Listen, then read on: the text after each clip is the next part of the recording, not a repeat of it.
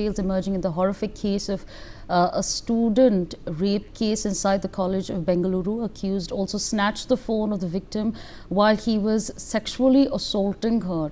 Like I said, very chilling details are coming our way. Let me take this conversation forward with Miss Seema Kosar. Ma'am, thank you for being patient with us and taking from what Ms. Basu said over here, what exactly is the problem? Is it lack of sensitization? Is it a mindset problem? Or because of the fact that colleges are lacking in management, men and students on campus are thinking that they have their own way? What do you make of it? Thanks so much for having me in your panel.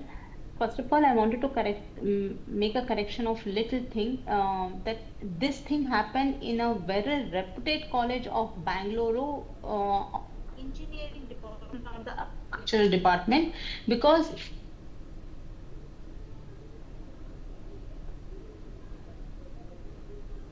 okay, yeah.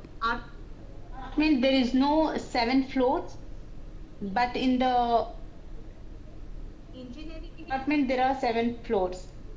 Okay, all right. We'll just sort out that connection with you. But in the interim, we have some more breaking news coming in. The college administration is still silent after the rape of the student inside the washroom of the college premises.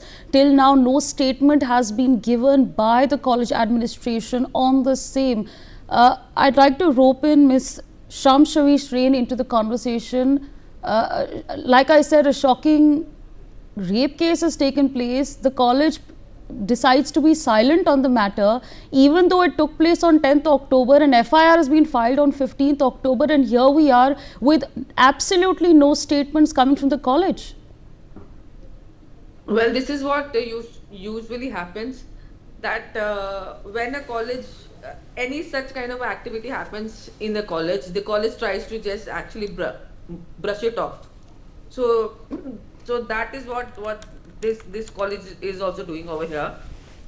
Otherwise, no, it is, as earlier speakers has said, that yes, it is absolutely wrong on the part of the college, that there was major problem with the camera, with the security, and that is the reason that such kind of activity happened inside the college, inside the campus.